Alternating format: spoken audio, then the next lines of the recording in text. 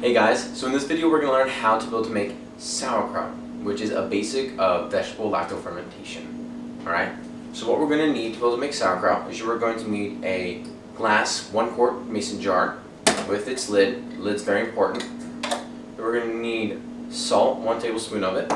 We're going to need whey, 4 tablespoons of that. Of course, we are going to need a tablespoon measuring.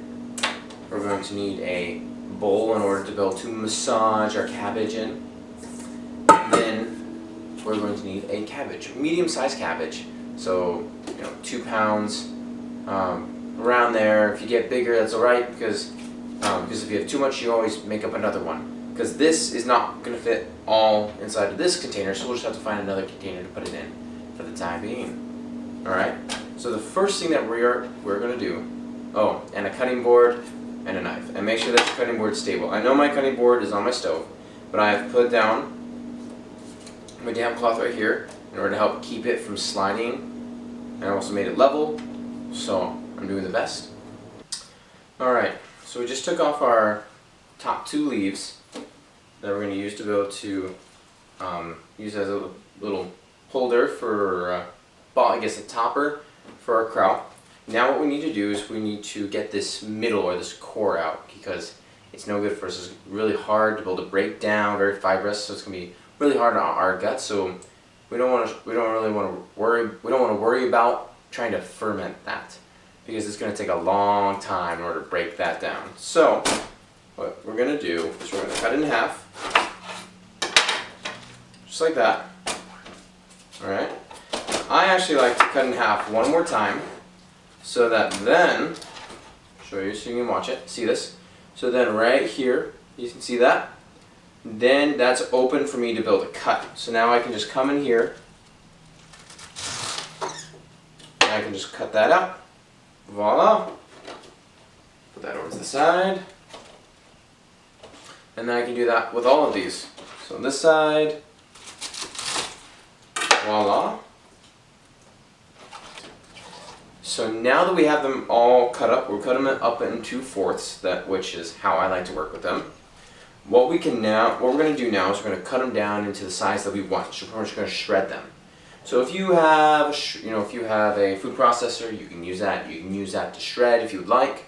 I like to do it by hand, just because might as well. I'm here. I don't have to move too much. You have your own preference. So what I like to do at this point is I actually like to go ahead and cut them one more time into 8ths. All right. Why would I do that? So I like to do that because then I have a flat surface to cut on, this bottom part right here, so it's not moving. I'm going to keep myself safe. And then it allows me to be able to chop, chop, chop, chop, and then I can switch and I can chop, chop, chop, chop in order to be able to make sure that I keep my fingers safe and I can get this done really quick. So watch. So we're going to try to make them really, really thin as we can get. There we go. And then cut them, then just like that. So we're going to cut them as thin as we can, because, well, most people like their sauerkraut very thin, very stringy, okay? A lot of people don't like them really big and chunky. If you do like your sauerkraut nice and chunky and such like that, then you go right for it. This is a nice part about making your own sauerkraut, is that you have the ability to be able to do this. Make it however you would like. You have the freedom to do so. But for me, I like my sauerkraut to be very thin cut, because I like to garnish it on top of things, hot dogs, hamburgers, tacos, whatever it might be. Even on soup, and I like having the more stringy and thinner cuts for myself, rather than the bigger ones that might be really crunchy. Like these will still be a little bit crunchy, but with the really big ones, that'll be really crunchy, really big, and I'm just not a fan. Just not a fan of that. Okay, so we're just gonna throw them here into our bowl. So this is where we're gonna be making the magic. We're gonna be crushing it with our hand. So we're just going to throw them in there for the time being. Alright, now that you've seen that, so now I'm just going to continue that with the rest of the cabbage that I have. Alright? Okay, so we've cut up all the cabbage now. So I actually didn't have enough space inside this bowl for this last quarter of cabbage. So I'm just going to leave it out. I'm going to deal with it later. Just because I'm definitely going to have enough cabbage to be able to throw it inside of my mason jar. So once again, if you're looking for what I'm talking about with thin, you see this, see the really thin pieces, that's what I'm looking for or talking about when it comes down to the kraut. Okay? So now the next part that we're going to do is we're now going to add in our salt, and we're also going to add in our whey. And this is the part where we are going to start massaging the sauerkraut in order to be able to draw the water out of the kraut.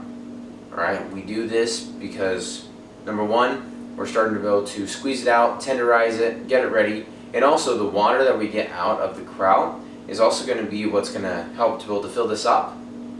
And to be able to keep everything below. So we're making the solution for it. We're making the brine, pretty much. Which is kind of cool when you think about it. We're not adding any water or anything like that. We're just going to use everything that the plant can offer us. Alright, so a tablespoon of sea salt. We're going to sprinkle that over. Okay. Make sure you get all that out. And then we're going to do 4 tablespoons of whey.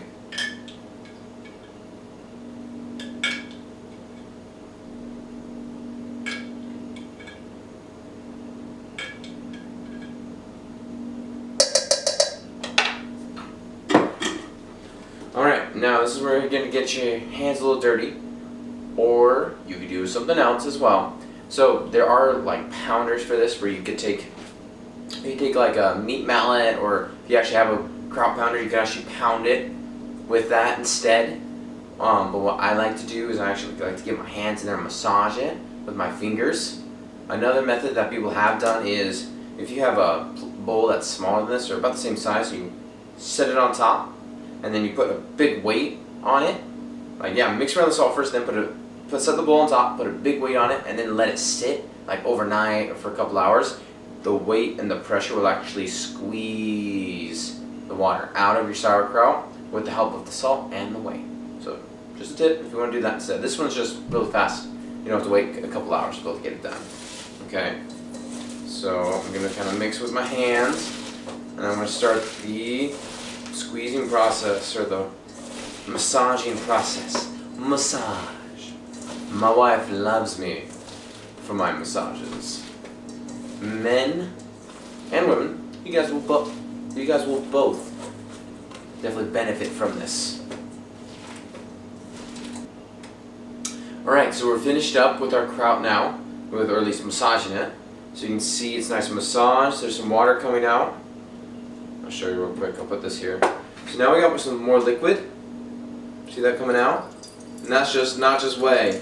Did not have that much whey in there.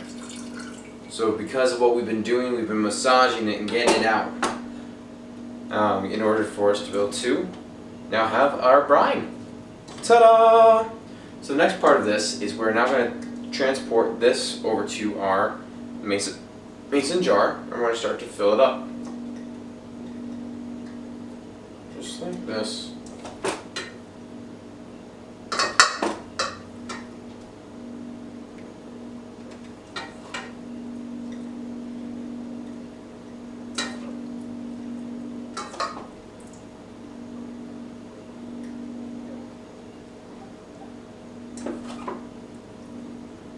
Alright, so you fill it up.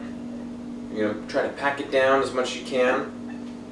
Okay, just like this, just like that.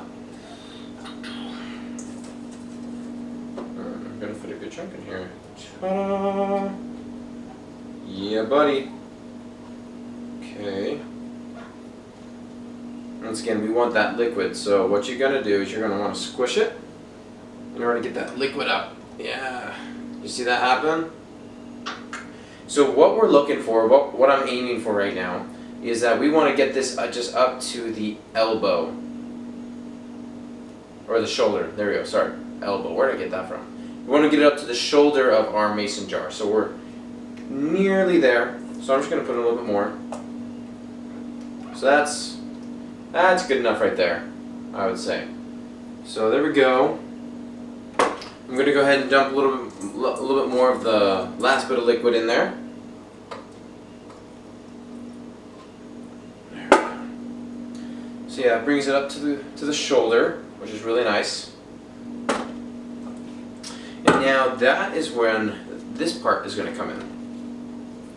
So you can do a couple things. You can rip off some leaves and connect them and lattice work and whatever you want. There's a couple different ways on that you can do, but since I have such a perfect leaf, what I actually can do is you can actually just cut a straight circle, like just a perfect circle out, and then you can place it in there. And ideally you like to use, I think I'm going to use this one. Ideally you like to use a spine part, one of these spine areas to be able to do this with. So what I'm going to do is I'm going to use this as just a guide, right? Yes. And I'm going to cut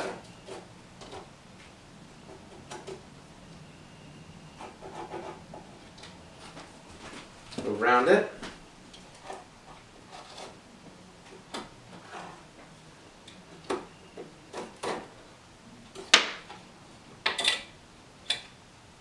In order to get a nice little circle there. Ta-da! So what I'm going to do with that, I'm going to plop it in here, and then I'm going to squish it down, kind of tuck the sides in, alright, in order to be able to help keep everything down. I'm going to push as well to make sure that the liquid goes all the way over it. The reason why I chose a spine is because it's a very strong part of the cabbage, and so therefore when you put it in there, it's going to be very strong in keeping itself down. It's strong, it's thick, so it's going to really help to be able to keep everything down that's needed to keep down. So there we go. And then, after we're done with that, we are going to put our lid on. We're going to twist it shut. And the next step is we're going to then set it on the counter for about 3 days. So about 3 days it should be done, but in order to be able to really know if it's done, is that you do the lid test. So on mason jars, why I recommend it is that they have the lid, the 2-part lid, and when you press on it, it makes that noise, right? So that means that this kraut is not done. Alright, so whenever you hear that noise, that means it's not done yet. But when you press on it and it doesn't make a noise, it's really taut, that means that your kraut is done. Alright? And so it's an easy way to be able to check. You foolproof, don't have to try to figure that out all on your own, but like, is it done yet, and whatever, because you don't want to open it up. Another way, don't open it up during those 3 days to be able to look at it, investigate it, okay? Just leave it alone. Okay? Leave it alone. Because we're helping it to be able to create an environment for it to ferment. We don't want to try to end up letting other bacteria access to this area right now, okay? So just take it, and we'll just set it on our counter, and we'll let it ferment. And then in about 3 days, you will have some tasty sauerkraut. So everybody, go home, or if you're home, start making some sauerkraut. Enjoy it. It's so good for your body. Fermented products, fermented vegetables. It'll give you good probiotics, good enzymes, and also just make you happier at the end of the day. Alright, you go do it now.